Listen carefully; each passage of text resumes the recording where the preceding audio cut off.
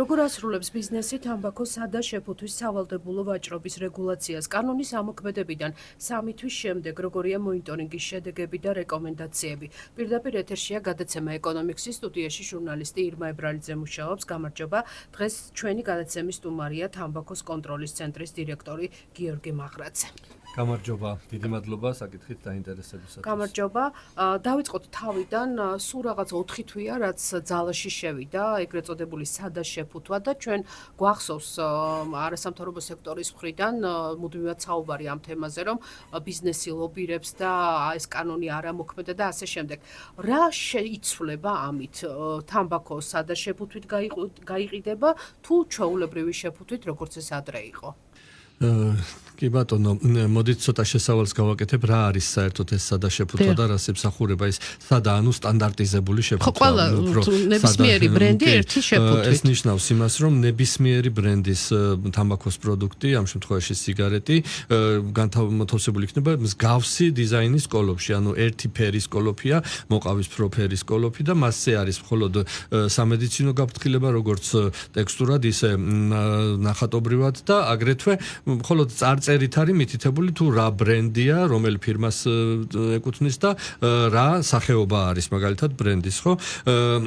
და ეს სწორედ ეს სტანდარტიზებული შეფუთვა ემსახურება ძალიან დიდ მიზანს იმას, რომ შემცირდეს მიმზიდველობა თამბაქოს პროდუქტების, განსაკუთრებით ახალ მომხმარებლებში და მრავალი ქვეყნის გამოცდილებამ, სადაც უკვე წლებია დანერგილია ეს სტანდარტიზებული, ანუ სადა შეფუთვა, უჩვენა რომ სწორედ კარგად ასრულებს ეს ნორმა ამ დანიშნულებას და ამ მიზანს კარგად ემსახურება. ანუ გიორგი, კარგად რომ განვარტოთ, მე თუ პირადად ვარ მწეველი და მე ვიძენდი თამბაქოს დაუშვათ ნებისმიერ ბრენდს არ აქვს მნიშვნელობა იმ შეფუთვით, რა შეიცვლება? ახლა მე ისე ვიყიდი, ხო? რა თქმა უნდა, მწეველი ადამიანისთვის არაფერი არ იცვლება.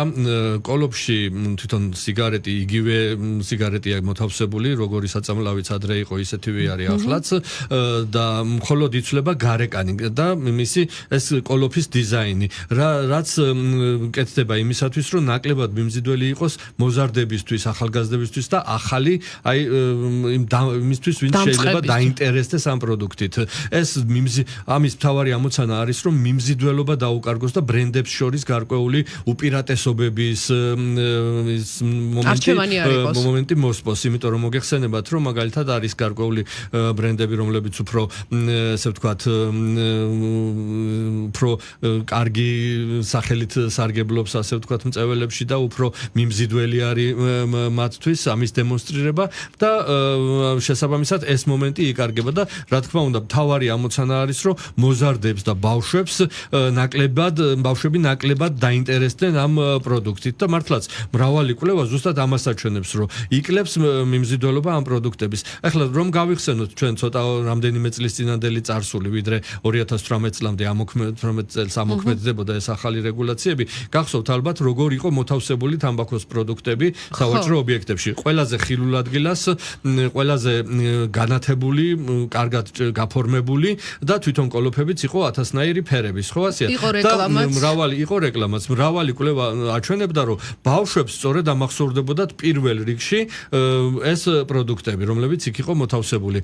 და რა თქმა უნდა, შემდეგ უკვე ეს ნორმები შეიცვალა. 2018 წლიდან ამოქმედდა გარკვეული სხვა ნორმებიც იყო ეს მაგალითად, რომ გარედან ხილვადობა აიკრძალა, შემდეგ შიგნით ხილვადობაც აიკრძალა და ხედავთ ჩვენ, რომ დახურული არის დახლები და თუმცა ერთ-ერთი ყველაზე ეფექტური ნორმა, რომელიც არის სტანდარტიზებული შეფუთვა, სამწუხაროდ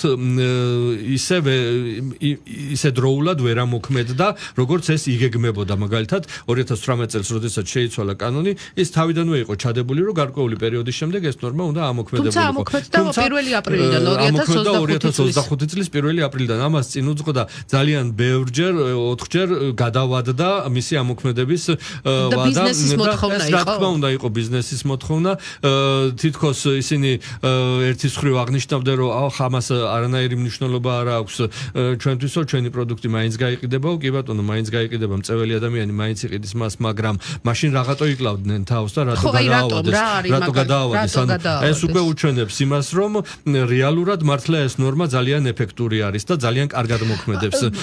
იქამდე უფრო ერთს დავამატებ კიდე ამ ნორმის სადაშეფუთვის ნორმის ამოქმედების შემდეგ ერთ თვეში კიდევ შეიტანის გარკვეული ცვლილება ბიზნესის მოთხოვნით და გამოეთიშა, ანუ აღარ ვრცელდება ეს სადაშეფუთვის ნორმა სიგარილოზე, ანუ პატარა წვრილი სიგარების კოლოფებზე, მანამდე მოახერხეს, რომ ელექტრონული სიგარეტი და გასახურებელი თამბაქო არ ყოფილიყო სადაშეფუთვით, ანუ მათ ჭირდებათ ეს კოლოფი იმისათვის, რომ თავის პროდუქტს რეკლამა გაუკეთონ და თავისი პროდუქტი წარმოაჩინონ როგორც უფრო მიმზიდველი, უფრო რეკლამა შეფარვითი რეკლამა თუ აკრძალულია ყოველგვარი რეკლამა. რა თქმა უნდა, ყოველგვარი რეკლამა აკრძალული არის, მაგრამ და ერთადერთი რაც ბოლო პერიოდში საქართველოში თამბაქოს ინდუსტრიას რჩებოდა იმისათვის, რომ თავისი პროდუქტი რეკლამირება მოეხდინა და მისი გარკვეული უპირატესობა დაემტკიცებინა სხვა პროდუქტებთან შედარებით, იყო დარჩენილი ეს კოლოფი,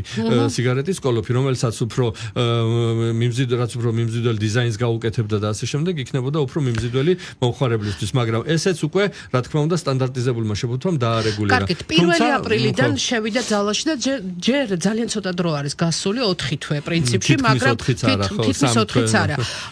გარკვეული მონიტორინგი უკვე ხდება და გარკვეული შედეგები გაქვთ. თუ შეგიძლიათ გვითხრათ, რა შედეგებზე გვაქვს საუბრობთ და დასრულებს ბიზნესი ამ მოთხოვნას და რა ხდება სავაჭრო ობიექტებში? კი ბატონო, მოგახსენებთ, ძალიან კარგი შეკითხვა არის და მართლაც მონიტორინგი, რომ ეს არის სახელმწიფო პროგრამის ფარგლებში მონიტორინგი. მონიტორინგი ხორციელდება სახელმწიფო პროგრამის ფარგლებში, ჯანმრთელობის ხელშეწყობის სახელმწიფო პროგრამა არის და ის 2018 წლიდან როგორც კი ამოქმედდა ეს ახალი რედაქცია კანონის, ეგრევე დაიწყო ამ მონიტორინგის პროგრამამაც მუშაობა და ხდება დაკვირვება იმაზე, თუ როგორ სრულდება კანონის სხვადასხვა ნორმა. იქ როგორც მოწევის აკრძალვის ნორმები, ისე სავაჭრო რეგულაციები, ისე რეკლამის რეგულაციები. ხო, ყველაფერზე ვისაუბრებთ, მაგრამ ჯერ დავიწყოთ აპრობრიოთ, მაგრამ სავაჭროზე რო ვისაუბროთ და გარკვეული დაკვირვებები ახლა იძლევა ეს მონიტორინგი იმის შესაძლებლობას, რომ ერთის მხრივ რა თქმა უნდა გამოვლინდეს დარღვევები და შემდეგ ამაზე სათანადო ორგანოებმა გააკეთონ რეაგირება, მაგრამ მეორეს მხრივ რაც უფრო მნიშვნელოვანი არის, მონიტორინგი გვაძლევს ჩვენ საშუალებას გარკვეული სტატისტიკური ინფორმაცია დავაგროვოთ სხვადასხვა ნორმა რა დონით სრულდება, როგორ სრულდება და რა ეტაპებს გადის ის, რომ ბოლომდე აღსრულდეს ხოლმე. და მინდა გითხრათ, რომ სტანდარტიზებული, ანუ სადაშეფუთვასთან დაკავშირებით საკმაოდ რთულად მიმდინარეობს აღსრულების მომენტი. ანუ გულისხმობ იმას, რომ აპრილის თვეში მაგალითად 77%-ის ფარგლებში იყო დარღვევები, რაც ძალიან მაღალი არის.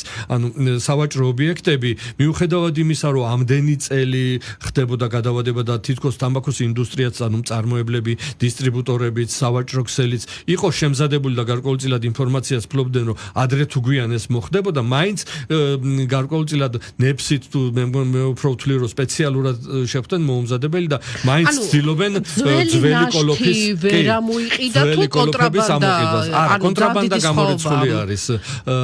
ჩვენი დღევანდელი რეგულაციები იმდენად სრულყოფილია ამ კუთხით სავაჭრო კონტროლი, რომ კონტრაბანდა ნაკლები არის. უფრო ძველი ნაშთები შესაძლოა დაამარაგეს კიდევაც ინდუსტრიამ სპეციალურად, რომ მერე ეს ძველი კოლოფები გაეყიდათ. ახლა მაინც ხალხში ტრიალებს აზრი, რომ აი ეს სადაშეფუთვიანი სიგარეტი ისე გემრიელი აღარ არის, ისე აღარ მომწონს და ასე შემდეგ. როგორც თქვი, ეს არის უბრალოდ ჩვენი პირადი აღქმები და ასე მომწეველთა პირადი აღქმები, თორემ სინამდვილეში რა მავნებელი პროდუქტიც და რა საწამლავიც ადრე იდო კოლოფში იგივე პროდუქტი დევს ახლაც.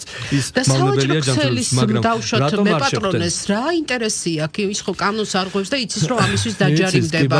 როგორ ხდება? ანუ გარიგებასთან გვაქვს საქმე თუ გარკვეულწილად ესე იგი ისევ და ისევ რომ უპასუხონ ამ მოსახლეობის ამ მოთხოვნას, რომ ძველი კოლოფი უნდათ და ისა შეიძინონ მაინც და მაინც ისა, ამიტომ შესაძლოა დაარეზერვოს გარკვეული მარაგები და უფრო მეტი, იმიტომ რომ სხვა ნორმების აღსრულება სჭირდებოდა ხოლმე სულ რაღაც თვენახევარი, 2 თვე იმისათვის, რომ ჩამჯდარიყო აღსრულების ნორმაში და დაუშვათ 5-7%-ის ფარგლებში ყოფილიყო დარღვევები. ახლა აპრილში იყო 67% დარღვევები, მაისში 51% საქართველოს მასშტაბით. საქართველოს მასშტაბით. და რომელი რეგიონია და ყველა რეგიონი. არა, თბილისშიც, რეგიონებშიც და ასე შემდეგ. მაღალმთიან რაიონებშიც კი ჩვენ მონიტორებმა დააფიქსირეს ძველი კოლოფები და დიდ ქალაქებშიც, პატარა საშუალო ყველგან, ანუ ყველგან მსგავსი სიტუაციაა, იმიტომ რომ ძირითადად მაინც ჩვენ რო ვაკვირდებით, უფრო მეტად დარღვევები გვხდებოდა ქსელურ მარკეტებში, ანუ ისეთ მარკეტებში, რომ დიდ მარკეტებში მარკეტებში, რომელიც შედარებით უფრო მოწესრიგებულია და გარკვეული ერთიანი მართვა გააჩნიათ და ერთიანი მიდგომები. ახლა პატარა წვრილი მარკეტებში პირიქით უფრო მალე ამოიყიდა ეს ძველი მარაგები, ნაშთები და უკვე თითქმის აღარ იყო, მაგრამ საერთო ჯამში პროცენტულად 67% იყო აპრილში, 50%-მდე იყო მაისში და ივნისში იყო დაახლოებით 36%. ან შემცირების ტენდენცია. შემცირების ტენდენცია არის, რა თქმა უნდა, ამაზე მუშაობს, რა თქმა უნდა, ის ფაქტორი, რომ ნელ-ნელა ეს მარაგები ამოიწურება, ვერ არ იქნება იმდენი ეს მარაგი, მაგრამ თუ სხვა ნორმების შემთხვევაში აღსრულებას კიდე ერთხელ მომჭირდებოდა თვე ნახევარი და უკვე დგებოდა ნორმის ფარგლებში, აქ საკმაოდ დიდხანს გაიწელა პროცესი. თქვენ თქვით, რომ ნაშთები ამოიწურება, მაგრამ თუ დაუშვათ ბიზნეს ადანაშაულებთ იმაში, რომ ის სპეციალურად აკეთებს ამას, მაშინ რა უდგას წინ რომ შემოიტანოს თავიდან ახალ? არა, ახალს ვეღარ შემოიტანს. მათ ხომ უნდა აიღონა აქციზური მარკა შემოსავლების სამსახურში, რაც უკვე გამორიცხავს იმას, რომ ძველი ტიპის კოლოფზე ვეღარ აიღებენ მარკას. შესაბამისად ეს როგორც ჩანს ადრე აქვთ საკმაოდ ბევრი დარეზერვებული. არა და ძალიან მარტივად შეეძლოთ მოსულიყვნენ კანონთან შესაბამისობაში და არ ყოფილიყო ამდენი დაუშვათ მithქმა-მოთქმა და ამდენი პრობლემა, იმიტომ რომ რამდენიმე წელია უკვე ამისთვის ემზადებოდნენ. ახლა მე გეტყვით, იყო იქ არგუმენტები, რომ დაუშვათ ახალი კოლოფების დაბეჭდას ხარჯი აქვს და ეს არანაირი ხარჯი რა მნიშვნელობა აქვს, ძველი კოლოფი დაგიბეჭდია ფერადი თუ მეორე ერთფეროვანი, ხარჯი იგივეა. მერე კიდე თუ ხარჯზეა საუბარი, ინდუსტრიამ ძალიან ბევრი ისეთი ხრიკი გააკეთა, რაც კიდევ უფრო ხარჯიანია. მაგალითად დაბეჭდეს სპეციალური პატარა ბარათები, რომელზეც გამოსახული იყო სადა შეფუთვის კოლოფი და ეს ბარათები ყველა სტენდში, ყველა კოლოფის წინ ჩააწყვეს, ანუ სტენდს რო გახსნი და გამყიდველი, ჩანდა ეს ბარათი სინამდვილეში და უკან ეწყო ჩვეულებრივი ძველი კოლოფები. იმისათვის რომ დაემალათ ის ძველი, არა, კანონით რა თქმა უნდა არ არის, ახლა წინ რაც ჩაუდებს ჩვეულებრივ, ანუ ვიზუალი რო ყოფილიყო ისეთი, რომ ისა რა ქვია, მარეგულირებელს არ მოხვედროდა თვალში, ასე ვთქვათ, ან მონიტორს, ან შემდეგ უკვე მარეგულირებელს არ მოხვედროდა თვალში. ეს წარმოიდგინეთ რამხელა ხარჯი არის. რა ტიპის ჯარიმებს აწესებს? რა ტიპის ჯარიმები? ამ შემთხვევაში, ამ სადა შეფუთვის ნორმის დარღვევის შემთხვევაში არის ჯარიმა 5000 ლარი სავაჭრო ობიექტზე. ანუ სავაჭრო ობიექტი წესით არ უნდა დაუშვას. თუ სიგარეტს ყიდულობს მომხმარებელი და გამყიდველი აძლევს ძველი შეფუთვით, ჯარიმდება 5000 ლარით მაღაზია, ობიექტი, კი ბატონო, იმიტომ რომ მან არ უნდა შეიტანოს 1 აპრილიდან წესით აღარ უნდა შეეტანათ და არც უნდა გაეყიდათ. მანამდე უნდა დაეჭირათ თადარიგი და ეს ძველი კოლოფები არ უნდა შეეტანათ და შემდეგ უკვე 1 აპრილიდან აღარ უნდა გაკეთებულიყო რეალიზაცია ძველი კოლოფების, მაგრამ გაკეთდა. 67% იყო დარღვევები აპრილში, 50 მაისში და 35 ივნისში, ხო? და ივლისშიც ახლაც ჩვენ მონიტორები რო დავდივართ, ვხედავთ, რომ არის ჯერ კიდე შემორჩენილი. თუმცა ინდუსტრია გარკვეულწილად ერგება სიტუაციას და ცდილობს თავიდან ერთი ის ბარათები დაბეჭდეს და ჩააწყვეს სტენდებში, რომ არ გამოჩენილიყო. ახლა უკვე სტენდებში მასობრივად ჩააწყვეს სადაშეფუთვები, მაგრამ თუ მყიდველი მოიკითხავს მას დახქვეშ აქვს მაინც გადამალული გარკვეული რაოდენობა და შემდეგ შეუძლია რომ მისცეს ეს ძველი კოლოფი. ამ შემთხვევაში უფრო ნახეთ როგორი მდგომარეობა ეს მარეგულირებელი ყველა ობიექტში შეიძლება ვერ შევიდეს, ხო?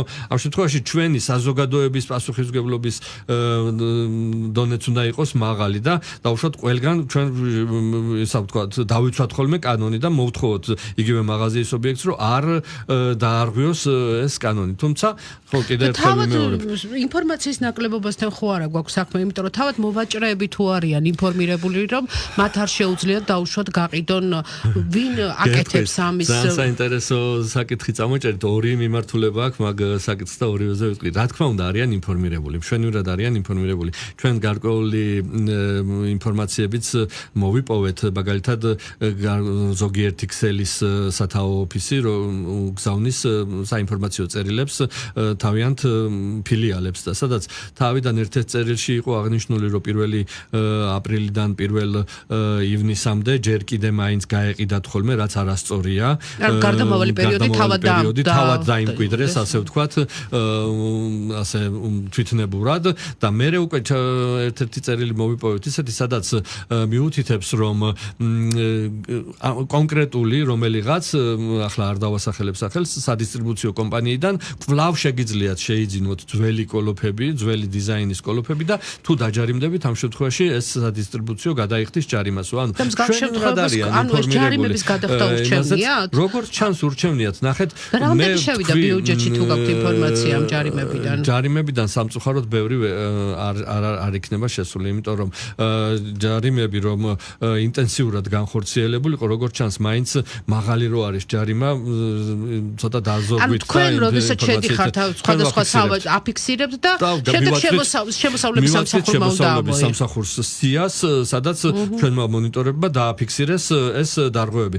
ნუ ეს სია რა თქმა უნდა, ისინი მერე გადიან რეაგირებაზე და ისინი უკვე ადგილზე თვითონვე მოიპოვებენ, ახლა გარკვეული მტკიცებას ჩვენც ვაწვდით მათ ფოტოს მოთხოვნის შემთხვევაში, მაგრამ ადგილზე კიდევ კვლავ ამოწმებენ სიტუაციას. თვითონ ვალდებული არიან შეამოწმონ თქვენი შემოწმების შემდეგ? კი, თვითონ აუცილებლად უნდა შეამოწმონ. მაგრამ ხო შეიძლება რომ მაშინ უკვე ამოიღონ ისინი, როცა აი მაგაშია საქმე, სწორედ ამიტომ უნდა შეამოწმონ, იმიტომ რომ შესაძლოა ჩვენმა მონიტორმა დღეს დააფიქსირა, მაგრამ ხვალ რომ მივიდა, აღარაფერი აღარა. ზეგ რომ მივიდა შემოსავლების სამსახური, იქ უკვე გამოილია, ან აღარ არიან ვერ აღმოჩინა. ამ შემთხვევაში იხდიან ჯარიმას. ამ შემთხვევაში ვერ დააჯარიმეს. თქვენი ფოტოსურათის გარეშე მის საფუძველზე ვერ დააჯარიმეს. და სწორედ ამიტომ არის და ამიტომ ერთ-ერთი ჩვენ რასაც ვისურვებდით და ისი რეკომენდაციაც იქნება ის, რომ უფრო მობილური და ოპერატიული გახდეს შესაბამისი სტრუქტურები, რომ უფრო მეტად ახლა აქ საუბარი არ არის იმაზე, რომ მაინც და მაინც დავერიოთ ყველას და დავაჯარიმოთ. ეს არც არის ამ თამბაქოს კონტროლის კანონის მოთხოვნა და მოწოდება. აქ თავარია, რომ 1-2 რამდენიმე ესეთი დაჯარიმება რომ მოხდება, უკვე დარეგულირდებოდა სიტუაცია და ამდენი დრო, ანუ 3 თვეზე მეტი აღარ დაჭირდებოდა იმას, რომ ნორმის ფარგლებში საინტერესო ის არის, რომ კლების ტენდენცია აქვს. კლების ტენდენცია არის. და სავარაუდოდ შეიძლება 4-5 თვის შემდეგ ეს მაჩვენებელი 2-3% მაგალითად, აი იყოს. შევადარებდი ახლა სხვა ნორმები, სავაჭრო რეგულაციების, რაც ამოქმედდა ადრე. მაგალითად, ამოქმედდა შიდა ხილვადობა. ერთი პერიოდი არ იყო და 2021 წლის იანვრიდან ამოქმედდა ეს შიდა ხილვადობა და მაღაზიებმა დახურეს, მაგრამ იყვნენ ურჩევიც, რომლებმაც არ დახურეს. ახლა რატო ურჩობს ეს ინდუსტრია და რატო მოუწოდებს მაღაზიებსაც იმისთვის, რომ მეტი გაყიდოს და მეტად მიიზიდოს, ხო? უფრო საკუთარ ინტერესებს იცავს ახლა იმის ხარებს რო გავიგოთ. ახლა, იმიტომ რომ რაც არ უნდა დამალო ეს სიგარეტის ნაწარმი, ხო? ჩამოყალიბებული მწეველი ვინც არის და ესაა ზუსტად ამ მოწევის მთელი უბედურება, რომ მას აქვს მიჯაჭვულობა, ძალიან დიდი მიჯაჭვულობა და ესე ადვილად ვერანებებს ადამიანი თავს რომ მიეჯაჭვება და ის აუცილებლად აქვს მოთხოვნილება რომ მოწიოს. კი ბატონო, ის მივა და სადაც არ უნდა იყოს დამალული ეს სიგარეტი, ის მაინც მოითხოვს გამყიდველისგან და მიიღებს ამ თავის სიგარეტს, მაგრამ რატომ უნდა ინდუსტრიას რომ ისი პროდუქტი ჩანდეს? რატომ უნდა რომ მაინც და მაინც დაახლთან ყველაზე გამოჩენილი რომ ახალი მომხმარებლები შეიძინოს, ხო? იმაზეა გათვლილი და ამიტომ ბევრი ტოვებდა ღიას, რომ დაუშვათ მიეზი და ხალხი გაეყიდა და ასე შემდეგ. მაგრამ ეს ნორმა ხო ჩვენი მონიტორები როდესაც ვაწვდით შემოსავლების სამსახურს, ერთი თვის შემდეგ უკვე 50%-დან ჩამოვიდა 12%-ზე. და მეორე თვეში უკვე იყო 7%. ანუ არის გარკვეული ხარვეზი, მაგრამ ფაქტია რომ ეს კანონი მუშაობს. არა, კანონი რა თქმა უნდა მუშაობს. იცით რა, მე ცოტა მინდა რომ ცოტა წინა წლებში გადავინაცვლოთ, 2018 წელს მიიღეს ეს კანონი და ყველას ძალიან გვახსოვს ამას, რა მხოლოდ წინააღმდეგობა ახდა და თვითონ ბიზნესის კუთხით გულისხმობ დავშოთ სამასპინძლო ბიზნესს, რომელიც ძალიან აპროტესტებდა და ამბობდა, რომ თუ ჩემთან არ შემოვა მწეველი, შემცირდება, ასე ვთქვათ, ყველას გვახსოვთ ეს ყველაფერი. 7 წელი გავიდა. ამ 7 წლის განმავლობაში არსებობს გარკვეული სტატისტიკა, შემცირდა თუ არა მწეველთა რაოდენობა და ზოგადად იგივე დავუშვათ უკვე ყველამ გაითავისა ის რომ შედის დაწესებულებაში, იცის რომ იქ დახურულ სივრცეში არ უნდა მოწიოს. რა სიტუაცია გვაქვს ამ მხრივ? ამ ხრივ გეტყვით, რომ საკმაოდ მაღალია კვლავ თამბაქოს ამ რეგულაციის აღსრულების დონე, საკმაოდ მაღალ დონეზე სრულდება. დაახლოებით დარღვევები ხდება. ხო, 6-7%-ის ფარგლებში ხდება დარღვევები, რაც არის აბსოლუტურად მისაღები, იმიტომ რომ ახლა ნების არ არსებობს კანონი, რომელიც 100%-ით სრულდება. ერთადერთი უბრალოდ ამ თამბაქოს კონტროლის კანონმდებლობას ის აქვს დადებითი, რომ ის არის საკმაოდ მაღალ დონეზე თვითაღსრულებადით. თქვენ თვითონ თქვით, რომ საზოგადოება თვითონ მიეჩვია უკვე და მოწონს კიდევაც, ანუ საზოგადოებას კარგად მიიღო ეს ნორმა, რომ შენობაში მოდი ნუ ვცეთ ერთმანეთს პატივი, ნუ მივაყენებთ გარკვეულ ზიანს და გადის გარეთ ადამიანი და ეწევა იქ თამბაქოს პროდუქტს. უკვე სირცვილადაც ცუდ ტონად ითვლება უკვე. ანუ კანონმა ამას გარკვეული საფუძველი მისცა, მაგრამ შემდეგ უკვე თვითონვე საზოგადოება მას აღასრულებს საკმაოდ მაღალ დონეზე. მოწევის აკრძალვის კუთხით როგორც გითხარით, დაახლოებით 6-7%-ის ფარგლებში შეიძლება იყოს დარღვევები. თუმცა ბოლო პერიოდში მაგალითად დარღვევებმა მოიმატა უფრო იმ თვალსაზრისით, რომ ახალი პროდუქტები, ეგრეთ წოდებული ახალი პროდუქტები, როგორიცაა ელექტროსიგარეტი, გასახურებელი თამბაქო, ცოტა უფრო დარჩნენ ყურადღების მიღმა. ანუ ყურადღების მიღმა იმას არ გულისხმობს, რომ მონიტორინგის ფარგლებში. ანუ დახურულ სივრცეში შესაძლებელია არა, რა თქმა უნდა, არ შეიძლება არც ელექტრონული სიგარეტის, არც გასახურებელი თამბაქოსი, არც ჭილიმის, არც დახურულ სივრცეში ელექტრონული. ზუსტად მონიტორინგი აფიქსირებს, რომ უმეტესი შემთხვევები დარღვევებისა, რომელიც მოდის, არის გასახურებელ თამბაქოზე, ელექტრონულ სიგარეტზე ან ჭილიმზე. რატომ ინფორმაციის ნაკლებობა არის ნამდვილად, კი. იმიტომ რომ ერთხელ მახსოვს, რომ ვკითხე ერთ ვიღაცას, მითხრეს, რომ ეს დაშვებულია კანონით. ანუ ესე იგი, ნახეთ, ინდუსტრია აქაც ინტენსიურად მუშაობს და ცდილობს ისეთ დაამკვიდროს ისეთი მოსაზრებები, თითქოს ეს არ არის რეგულაციის ფარგლებში, ანუ თითქოს დაშვებული არის დახურულ შენობებში რესტორანში თუ ელექტროსიგარეტს მოწევს ადამიანი და მონიტორინგი შევა დაჯარიმდება ჩვეულებრივად. კი. დაჯარიმდება. ესეც ის არის. ესეც არის აკრძალული, ანუ ნებისმიერი თამბაქოს ნებისმიერი პროდუქტი, ელექტრონული სიგარეტი, ჩვეულებრივი თამბაქო, ელექტრონული სიგარეტი, გასახურებელი თამბაქო, ჭილიმი, ყველა ერთნაირად რეგულირდება. მოწევის მხრივაც ერთნაირად რეგულირდება, ანუ აკრძალულია მათი მოხმარება დახურულ სივრცეში, ვაჭრობის მხრივაც ერთნაირად რეგულირდება, ანუ ყველა ერთ პირობებში უნდა იყოს და რეკლამის მხრივაც, ანუ ყველას რეკლამა აკრძალული არის. მაგრამ სამწუხაროდ აი დარღვევები იქაც ხდება უფრო მეტად ამ ახალ პროდუქტებზე. რეკლამებს ძალიან ბევრს წააწყდებით ალბათ ინტერნეტ სივრცეში და აკვირდებით ალბათ თქვენც ხვდებათ, რომ ძალიან ბევრი ცნობილი სახე ინფლუენსერები ეგრეთ წოდებული და ასე შემდეგ ინტერნეტ სივრცეში არეკლამებენ სხვადასხვა ელექტრონულ სიგარეტს და უწევენ მას პოპულარიზაციას, ხო? ეს აკრძალულია, მაგრამ ჩვეულებრივი სიგარეტი უკვე აღარ ხვდება ამ თვალსაზრისით, ხო ასე? ელექტრონული ხვდება. სავაჭრო ობიექტებშიც ძირითადად დახურულია დახლები, არ ჩანს ჩვეულებრივი სიგარეტი, მაგრამ ელექტროსიგარეტები არის ხოლმე შემთხვევები, როდესაც ხილულად აწყვია და ამაზე რაც თქმა უნდა რეაგირებს. გზალავს კანონი და შემოსავლების სამსახური სხვადასხვა ამ მიმართულებით ძალიან კარგად რეაგირებს და საკმაოდ ის არის უკვე დარეგულირებული არის ეს საკითხი. და მოწევის კუთხითაც ისევ და ისევ დარღვევები ხდება უფრო მეტად ელექტრონული სიგარეტის და აი გასახურებელი თამბაქოს. მწეველთა რაოდენობა შემცირდა თუ არა ამ კანონის მოქმედებით? ნუ ფაქტია რომ ეს კანონი მეტნაკლებად კარგად მუშაობს, იმიტომ რომ შედეგები არის. იქვე დავასრულებ იმას, რომ აი სავაჭრო იმათ მასამასპინძლო ბიზნესს ჰქონდათ გარკვეული შიშები, რომ მათი ბიზნესი ჩავარდებოდა, ეს არ გამართლდა და პირიქით მეტი მომხმარებელი შეიძინა სამასპინძლო დაწესებულებებმა და დღეს ყველა მათგანი ჩვენ რო გვაქვს საუბრები მათთან შეხვედრები, აღნიშნავს, რომ პირიქით უფრო კმაყოფილი არიან, ხარჯებით შემომცირდათ, იმიტომ რომ ნაკლებად იწვის რაღაცეები, ნაკლებად ბინძურდება კვამლით და ასე შემდეგ და პლუს უფრო დიდ ხანს ატარებს ხალხი იმაში დაწესებულ კაფე-ბარში ან რესტორანში მეტ დროს ატარებს, მეტ საკვებს იღებს და ასე შემდეგ. ანუ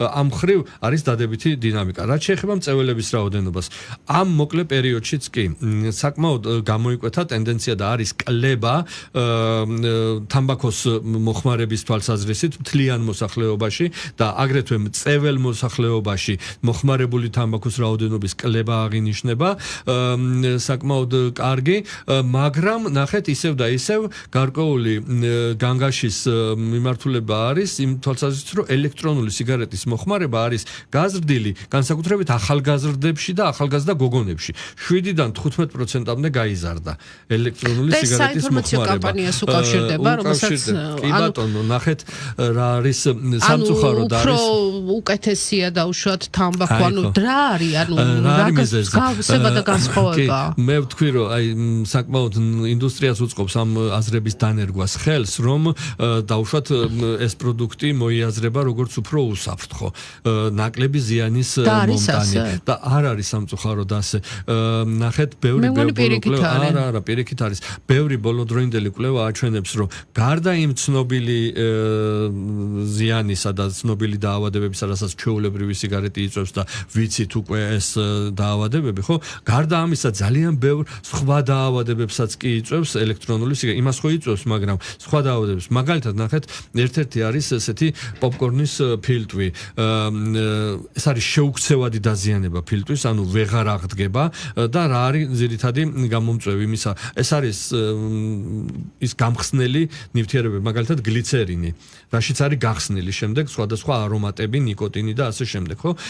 და როდესაც ის გახურდება, თითქოს გლიცერინი ახლა ჩვეულებრივი სამედიცინო ის არის პრეპარატი და გამოიყენება ძალიან ბევრ სასარგებლო ამბავში, მაგრამ ამ შემთხვევაში ის გამოიყენება როგორც გამხსნელი ამ ნივთიერებების ელექტრონულ სიგარეტებში და შემდეგ როდესაც ხდება მისი გახურება და აორთქლება, ორთქლის სახით მოხდება ფილტვებში, მაგრამ იქ უკვე როდესაც ცივდება, კვლავ ქვავდება, მაგრდება და იწვევს დახშობას ამ წვრილი ალვეოლების ბუშტუკების და ასე შემდეგ. რაც იწვევს შეუქცევად დაზიანებას ფილტვისას, ანუ ვეღარ გამოიდევნება უკვე ის და ეს გარკვეული ნაწილები ფილტვის უკვე არის საერთოდ უმოქმედო. ანუ დამატებითი შხამია ეს ელექტრონული, რა თქმა უნდა. და მე კიდე აღარაფერს ვამბობ იმ სხვა ნივთიერებებზე, რომლებიც მასში შედის. იქ სხვადასხვა არომატიზატორები, რომლებიც გამოიყენება იმისთვის, რომ უფრო რბილი იყოს, უფრო მსუბუქად იყოს მოსაწევი და არ შეუქმნას გარკვეული დისკომფორტი მწეველს. სწორედ ეს ყველაფერი გათვლილია იქეთ,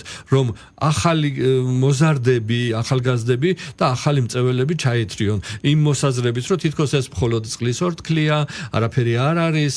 მე ძალიან ბევრი მშობელიც კი შემხვედრია ისეთი, ვინც აღნიშნავს, რომ დიდი ამბავი კაცო ეწევა ახლა ჩემი ბავშვი ამ ელექტრონულ სიგარეტს, ჰაერია რა, ორთქლია და ასე შემდეგ. ისე როგორია ბოლო პერიოდში მოზარდების სტატისტიკა თუ გაქვთ? ხო, აი არის ზუსტად ბოლო პერიოდში ახლახან გამოაქვეყნა უпроსტად წლის დასაწყისში დაავადებათა კონტროლის ცენტრმა ეს ახალი სტატისტიკა მოზარდებში მოხმარების თაობაზე და ერთის მხრივ ეს ტენდენცია არის, რომ ჩვეულებრივი სიგარეტის მოხმარება არის შემცირებული, მაგრამ ორჯერ მეტად არის გაზრდილი ელექტრონული სიგარეტის მოხმარება. 7%-დან 15%-ზეა გაზრდილი და განსაკუთრებით კიდე გოგონებში არის მატების ეს არის 12 წლიდან უკვე ისა უფრო ადრეც სინჯავენ, მაგრამ უფრო ინტენსიური არის უკვე 12 წლიდან და რაც არის ძალიან საგანგაშო და საჭიროებს უფრო მეტ საინფორმაციო მუშაობას საპირისპიროს, რომ ჩვენ დაუპირისპიროთ ამ ინდუსტრიის ნარატივს გარკვეული რაღაცა